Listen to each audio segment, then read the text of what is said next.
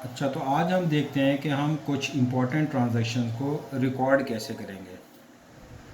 मिसाल के तौर पर अगर बिज़नेस स्टार्ट हो रहा है तो उसमें कौन से अकाउंट डेबिट होंगे, कौन से अकाउंट क्रेडिट होंगे।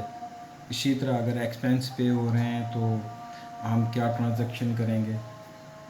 तो इससे पहले हमें rules of debit and credit का जानना ज़रूरी है। तो मैं दोबारा से एक मरतबा रिवाइज करवा देता हूँ कि अगर एसेट्स इंक्रीज़ होंगे तो डेबिट होंगे और डिक्रीज़ होंगे तो क्रेडिट होंगे। यानी अगर एसेट्स में इजाफा हो रहा होगा तो वो डेबिट होंगे, अगर उनमें कमी हो रही तो वो क्रेडिट होंगे। इसी तरह अगर एक्सपेंसेस इंक्रीज़ होंगे तो डेबिट होंगे और डिक्रीज़ होंगे तो क्रेडिट होंगे। और लायबिलिटीज़, रेवेन्यूज़ और कैपिटल, ये अगर डिक्रीज़ होंगे तो डेबिट होंगे और अगर इंक्रीज़ होंगे तो क्रेडिट होंगे।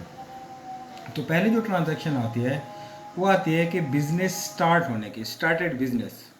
तो जब भी बिज़नेस स्टार्ट होता है तो उस वक्त जो हम एंट्री करते हैं उसमें जो भी एसेट्स आ रहे होते हैं उनको हम डेबिट करते हैं और ओनर के कैपिटल को क्या करते हैं, क्रेडिट करते हैं। एसेट्स इंक्रीज़ हो रहे होते हैं वो डेबिट होता है और कैपिटल भी साथ में इंक्रीज़ हो रहा होता है तो इस वजह से वो क्रेडिट हो जाता है। उसके बाद एक और एंट्री आती है पेमेंट ऑफ एक्सपेंसेस की, यानी expenses paid. For example salary expense पे हुआ है तो हम क्या करेंगे, सैलरी एक्सपेंस डेबिट और कैश क्रेडिट। फिर देखते हैं कैश परचेजेस की, कि आपने गुड्स परचेज की कैश पे, तो उसमें हम क्या करते हैं, परचेजेस डेबिट और कैश क्रेडिट। परचेजेस को हम एक्सपेंस भी ट्रीट कर सकते हैं और एसेट भी। तो चूंकि ये इंक्रीज़ हो रहे हैं तो परचेजेस डेबिट होंगे और जब कैश पे हो रहा होता है तो कैश एसेट है, कम हो रहा होता है तो कैश क्या हो जाएगा, क्रेडिट हो जाएगा। अब आते हैं क्रेडिट परचेजेस की।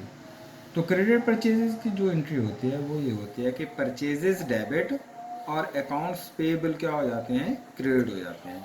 परचेजेस चूंकि हमारा एसेट है या एक्सपेंस है, इंक्रीज हो रहा है तो डेबिट होगा, और इसी तरह अकाउंट्स पेएबल वो लायबिलिटी है, वो इंक्रीज हो रही है तो क्रेडिट होगी।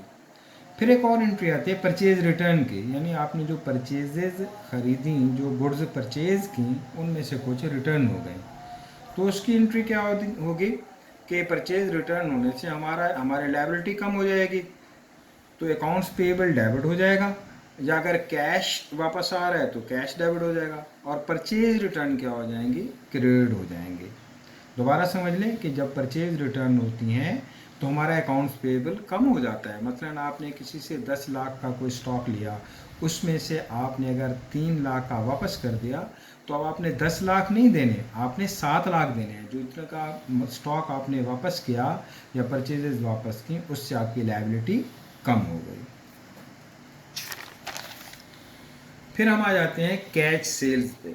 देखिए जब सेल होती है तो कैश हमारा इंक्रीज हो रहा होता है, एसेट है वो डेबिट होगा, और सेल्स रेवेन्यू है वो भी इंक्रीज हो रही होगी, तो रेवेन्यू इंक्रीज हुई तो वो क्रेडिट हो जाएगी।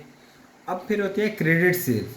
क्रेडिट सेल्स उधार सेल है तो इसमें हमारा अकाउंट्स रिसीवेबल बढ़ता है। जब हम कैश पे तो सेल करते हैं तो कैश बढ़ता है, अगर उधार पे करेंगे तो हमारा रिसीवेबल बढ़ता जाएगा, तो इस वजह से अकाउंट्स रिसीवेबल डेबिट है, एसेट है हमारा, इंक्रीज होगा तो डेबिट हो जाएगा।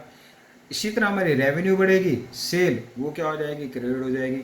फिर होती है कि कस्टमर हमें कुछ सेल जो है ना वो रिटर्न कर देता है, तो जब सेल रिटर्न होगी तो सेल रिटर्न डेबिट हो जाएगी, यानी ये रेसिप्रोकल अकाउंट है। अगर रेवेन्यू जब बढ़ रही होती है तो क्रेडिट होती है, जो उसका कॉन्ट्रा अकाउंट है जो उसको कम करेगा वो डेबिट हो जाएगा। तो सेल रिटर्न सेल का कॉन्ट्रा अकाउंट है, तो इस वजह से सेल जब कम होगी तो सेल रिटर्न के नाम से डेबिट हो जाएगी। तो इस वजह से सेल जब रिटर्न होती है तो सेल रिटर्न के नाम से सेल रिटर्न डेबिट हो जाता है, और अकाउंट्स रिसीवेबल भी हमारा कम हो जाता है, तो अकाउंट्स रिसीवेबल एसेट है, कम होगा तो वो क्या हो जाता है, क्रेडिट हो जाएगा। इसी तरह एक और ट्रांजैक्शन आती है कि हम जब कस्टमर से कैश रिसीव करते हैं, कैश रिसीव्ड फ्रॉम कस्टमर, तो कैश हमारा एसेट है, कैश जब रिसीव होता है तो कैश बढ़ जाता है, कैश डेबिट हो जाएगा। इसी तरह अकाउंट्स रिसीवेबल वो हमारा एसेट कम हो जाएगा तो वो क्रेडिट हो जाएगा। फिर है कैश पे टू सप्लायर, आपने जिसका कैश देना है उसको कैश दे दिया, तो जब आप कैश पे कर देते हैं तो उससे ये होता है कि लायबिलिटी कम हो जाती है।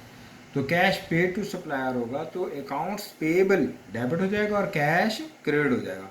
अकाउंट्स पेबल इस वजह से डेबिट होगा कि लायबिलिटी कम हो रही है, डिक्रीज हो रही है, तो अकाउंट्स पेबल डेबिट हो जाएगा। और कैश हमारा एसेट है, वो कम हो रहा है, तो वो क्या हो जाएगा, क्रेडिट हो जाएगा। यहाँ एक बात देख लें कि डेबिट को डी आर से जो है ना शो किया गया और क्रेडिट को सी आर से शो किया गया, ये उसकी एब्रीविएशन है। नेक्स्ट ट्रांजैक्शन है कैश डिपॉजिटेड इनटू बैंक, कि बैंक में आपने कैश जमा कराया। जब आप बैंक में कैश जमा कराते हैं तो हमारा एक एसेट बैंक बढ़ जाता है और दूसरा एसेट कैश कम हो जाता है। तो जो एसेट बढ़ रहा है वो डेबिट हो जाएगा और जो एसेट कम हो रहा है वो क्रेडिट हो जाएगा। इस वजह से कैश क्रेडिट होता है और बैंक डेबिट हो जाता है। फिर है कैश विदड्रॉन फ्रॉम बैंक, आपने बैंक से कैश निकलवाया लेकिन ऑफिस यूज़ के लिए निकलवाया, ये जहन में हो। तो इस वजह से कैश हमारा डेबिट हो जाएगा और बैंक क्या हो जाएगा, क्रेडिट, के एक एसेट हमारा बढ़ रहा है और एक एसेट कम हो रहा है। कैश बढ़ रहा है वो डेबिट होगा, बैंक कम हो रहा है वो क्रेडिट हो जाएगा। इसी तरह हमको अगर एसेट परचेज करते हैं, मसलन हमने फर्नीचर परचेज किया, मशीनरी परचेज की, कोई इक्विपमेंट परचेज किया, तो उससे ये होता है कि जो भी एसेट हम परचेज कर रहे हैं वो एसेट डेबिट हो जाएंगे। और अगर कैश पे कर रहे हैं तो कैश क्रेडिट होगा, अगर उधार पे है तो अकाउंट्स पेएबल क्रेडिट हो जाएगा।